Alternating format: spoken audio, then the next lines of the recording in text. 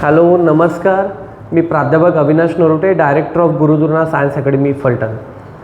विद्यार्थी मित्रांनो, तुम्हाला माहितीच आहे की दरवेळेस आपण आपल्या अकॅडमीच्या या डिजिटल प्लॅटफॉर्मवरून काही न्यूज आपल्यापर्यंत पोहोचवत असतो आणि या न्यूज आपल्या एज्युकेशन सेक्टरला धरून असतात. त्यामुळे तुमच्यासाठी त्या खूप फायद्याच्या पण असतात, महत्त्वाच्या देखील असतात. आज अशीच एक महत्त्वाची न्यूज घेऊन आलो आहे तुमच्या सगळ्यांसाठी. 6 दिवसांपूर्वी एक न्यूज तुम्हाला पाठवलेली आणि ती म्हणजे सुरुवातीला अगदी की 10 एप्रिलपासून 30 एप्रिलपर्यंत इयत्ता 11वीला ॲडमिशन घेणाऱ्या सगळ्या मुलांसाठीचा भाग 1 चालू होतो आहे. म्हणून तुम्ही त्या गोष्टीचे साक्षीदार आहात. त्यालाच धरून एक पुढची न्यूज सांगतो आहे, ती म्हणजे 10 एप्रिलपासून तर आपल्या रजिस्ट्रेशन्सला सुरुवात झालेली आहे. आज तारीख आहे 17 एप्रिल. ह्या 7 दिवसांमध्ये तब्बल 11वीचे रजिस्ट्रेशन लाखांच्या पार गेलेत. आत्ता जवळपास आपल्या न्यूजप्रमाणे 1,11,000 इथे दिसत आहेत, पण दररोज वाढता काउंट बघता ॲप्रॉक्सिमेटली 1.25 लाखांच्या घरात आत्तापर्यंत रजिस्ट्रेशन्स त्या ठिकाणी झालेले आपल्याला पाहायला मिळतात. पण विद्यार्थी मित्रांनो, दिवस राहिलेत फक्त शेवटचे 13, कारण 30 एप्रिलला रजिस्ट्रेशन करण्याचा शेवटचा दिवस आहे. आणि सबंध महाराष्ट्रामध्ये SSC बोर्डाची 10वीच्या परीक्षा दिलेली तब्बल 16 लाख मुलं आहेत. CBSE बोर्डातून 10वीची परीक्षा महाराष्ट्रातली मुलं 10 लाखांच्या घरात आहेत. म्हणजे SSCची 16 लाख आणि CBSE बोर्डाची महाराष्ट्रातली मुलं 10 लाख, म्हणजे तब्बल 26 लाख मुलं ही 10वी बोर्डाची परीक्षा देऊन त्या ठिकाणी पासआउट होणार आहेत. आणि त्यातून फक्त 1.25 लाखांच्या घरात रजिस्ट्रेशन झालेत. म्हणजे उरलेली जी मुलं आत्ता आहेत, जवळपास 24 लाख मुलं अजून रजिस्ट्रेशन करायची बाकी आहेत. तर त्यात तुम्ही तरी नाहीत ना? एकदा चेक करा.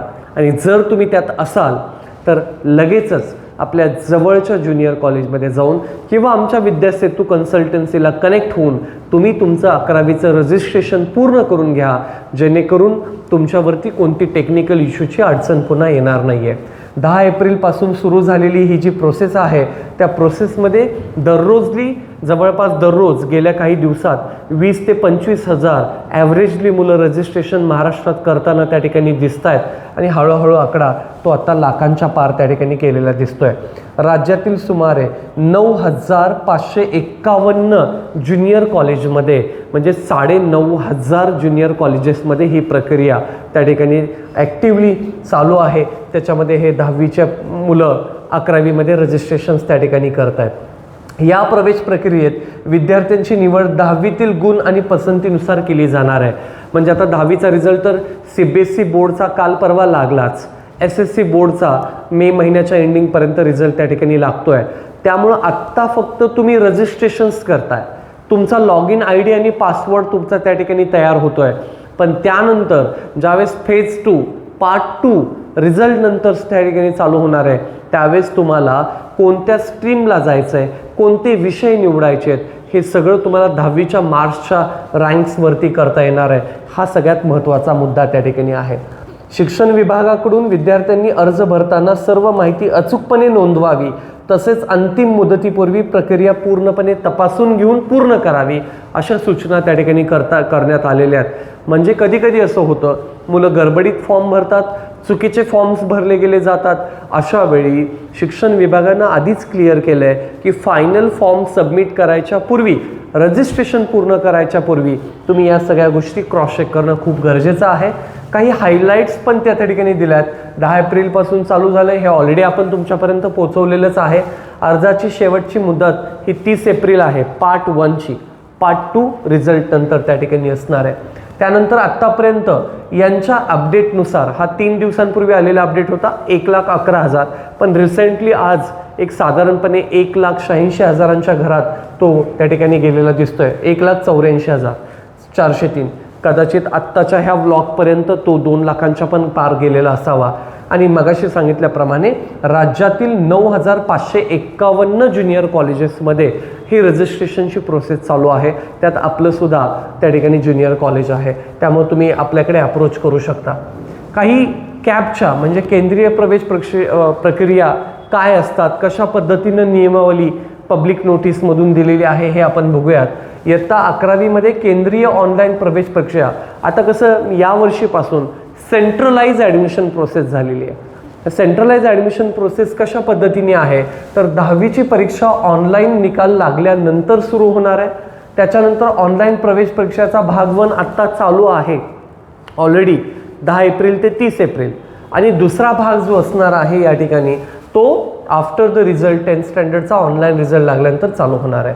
त्यानंतर राज्य मंडळ इयत्ता 10वी परीक्षेच्या ऑनलाईन निकालानंतर विद्यार्थ्यांचा भाग 2 म्हणजेच त्यावेळेस तुम्हाला पसंतीक्रम देता येणार आहे.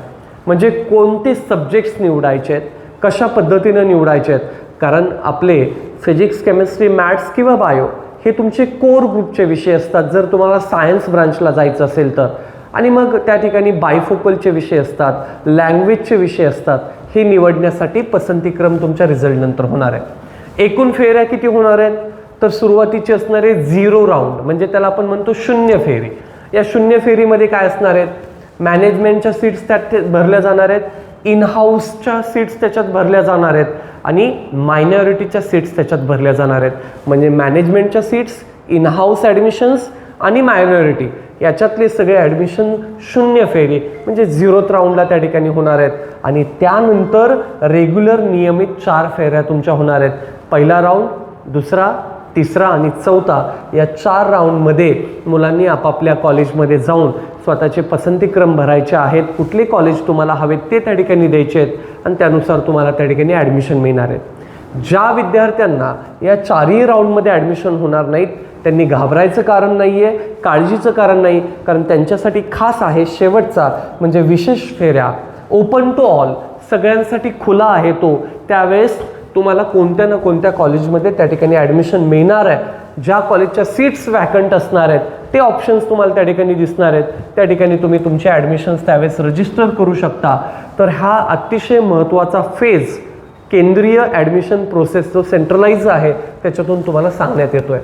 त्यानंतर द्विलक्षी विषयांचे प्रवेश हे उच्च माध्यमिक विद्यालयाच्या स्तरावरतीच करण्यात येणार आहेत. हा अतिशय महत्त्वाचा विषय आहे. का तुम्हाला 200 मार्कचे विषय कशासाठी हवे असतात हा तर सगळ्यात महत्त्वाचा विषय आहेच, ते मी तुम्हाला पुढे पण सांगणार आहे. पण 200 मार्कचे विषय ज्या विद्यार्थ्यांना हवे आहेत त्या विद्यार्थ्यांचे हे प्रवेश झाल्यानंतर कोणते विषय द्यायचे हे सर्वस्वी कॉलेजच्या हातात निर्णय असणार आहेत. तेच मी तुम्हाला सांगतोय की 11वी 12वीला कोणते कोणते 200 मार्कचे विषय, त्याच्यामध्ये तुमचा कम्प्युटर आणि इलेक्ट्रॉनिक जर ग्रुप असेल तर त्याच्यामध्ये कम्प्युटर सायन्स आहे, त्याच्यामध्ये इलेक्ट्रॉनिक्स आहेत. हे दोन्ही विषय 200 मार्कचे आहेत जे आपल्याकडे आत्ता अवेलेबल आहेत. तुम्हाला जर 200 मार्क्सचे गुण हवे असतील, गुणांचे जर विषय हवे असतील तर तुम्ही आपल्याला त्या ठिकाणी अप्रोच करू शकता. इलेक्ट्रिकल मेंटेनन्स आहे, मेकॅनिकल मेंटेनन्स आहे, त्यानंतर स्कूटर आणि मोटरसायकल सर्व्हिसिंग आहे, जनरल सिव्हिल इंजिनिअरिंग आहे. त्याच्याचबरोबर सगळ्यात महत्त्वाचा विषय क्रॉप सायन्स, ॲनिमल सायन्स आणि हॉर्टिकल्चर हे जे विषय आहेत हे सुद्धा आपल्या फलटण एज्युकेशन सोसायटीच्या कॉलेजेसमध्ये अवेलेबल असणारे विषय आहेत. त्यामुळं तुम्ही जर हे विषय तुम्हाला हवे असतील तर आमच्याशी संपर्क साधा, रजिस्ट्रेशन्स पण आमच्याकडे करा, जेणेकरून या विषयाचा बेनिफिट तुम्हाला खूप मोठ्या प्रमाणावरती होणार आहे. एकतर काय तर ह्याच्यामध्ये 200 मार्कचा जो पेपर असतो त्याच्यात 100 मार्कची थेअरी असणार आहे, 100 मार्कचं प्रॅक्टिकल आहे. म्हणजे आपल्या प्रॅक्टिकलचे 100 मार्क्स आपल्या हातात आहेत. आणि थेअरीला सुद्धा डेडिकेटेडली तुम्ही त्या ठिकाणी पॅशनेटली ते विषय निवडलेले असतात, त्यामुळे तुम्हाला मार्क्स त्या ठिकाणी चांगले मिळतात. आणि म्हणूनच तुम्हाला 200 मार्कचे विषय असणं खूप गरजेचं आहे. त्याचा फायदा काय होतो तर तुम्हाला लवकरात लवकर स्पेशलायझेशन मिळतं. क्रॉप सायन्सचं स्पेशलायझेशन मिळेल, ॲनिमल सायन्सचं मिळेल, हॉर्टिकल्चरचं मिळेल, कम्प्युटर सायन्सचं मिळेल. हे तुम्हाला मिळवायचे असतील स्पेशलायझेशन अर्ली तर हा एक त्याचा फायदा आहे. करिअर रेडी स्किल म्हणजे रेडी तुमच्यासाठी एक चांगलं मटेरियल तुम्ही मिळवता. चांगला अभ्यास केल्यामुळं तुम्हाला मटेरियलिस्टिक नॉलेज मिळतं, रिअलिस्टिक नॉलेज मिळतं आणि असे स्किल प्रोग्राम त्यात शिकवले जातात की जे रेडी टू यूज असतात. रिअल लाईफमध्ये त्याचे एक्झाम्पल्स तुम्ही लगेच वापरू शकता. तर हे स्किल ओरिएंटेड प्रोग्राम नॉलेज तुम्हाला मिळतं. आणि HSCमध्ये सगळ्यात महत्त्वाचं म्हणजे इयत्ता 12वीच्या रिझल्टमध्ये तुमचं पर्सेंटेज वाढतं. आणि सगळ्यात महत्त्वाची हीच टास्क आहे की आपलं पर्सेंटेज वाढलं पाहिजे. त्यासाठी हे विषय खरंच खूप महत्त्वाचे आहेत। आणि विद्यार्थी मित्रांनो, तुम्हाला जर यासाठी अधिक काउन्सिलिंगची गरज हवी असेल तर आमची विद्यासेतू कन्सल्टन्सी आहे, ज्याच्या माध्यमातून आम्ही DMIT टेस्ट करत असतो। DMIT टेस्टच्या माध्यमातून मुलांचं ब्रेन ॲनालायसिस करतो, कोणत्या मुलाचा ब्रेन कशासाठी तयार झालेला आहे हे आम्ही त्या ठिकाणी तपासतो आणि त्यातलं शिक्षण आम्ही पुढे त्याला देण्याचा मानस ठेवतो। ह्याच्यामुळंच आपल्याकडे ॲडमिशनची संख्या जास्त आहे। नंबर 2, विद्यासेतू कन्सल्टन्सीच्या मार्फत जे विद्यार्थी आत्ता 12वी पासआउट होणार आहेत, त्यांना इंजिनिअरिंगला टॉपच्या कॉलेजला जायचं आहे किंवा मेडिकलमधून त्यांना MBBS करायचं असेल तर अशा मुलांना आम्ही ॲब्रॉड कन्सल्टन्सी देत असतो MS करण्यासाठी, MBBS करण्यासाठी। तिकडे अर्न अँड लर्नचे कॉन्सेप्ट असतात। अगदी तुम्ही गरीब घरातले जरी असाल तरी तुम्हाला ह्या विद्यासेतू कन्सल्टन्सीमधून खूप चांगल्या लेवलला प्लेस आउट केलं जाईल। आणि तिसरा भाग आपल्या विद्यासेतूचा म्हणजे जी मुलं इंजिनिअरिंगमध्ये पासआउट आहेत, ॲग्रीमधून पासआउट आहेत, हॉर्टिकल्चरमधून पासआउट आहेत पण हातात जॉब नाही आहे, अशा मुलांना पुण्यासारख्या मेट्रोपॉलिटन सिटीमध्ये MNC कंपनीमध्ये टेक्निकल फील्डमध्ये जॉब लावून देण्यासाठी पण आपली विद्यासेतू कन्सल्टन्सी काम करते।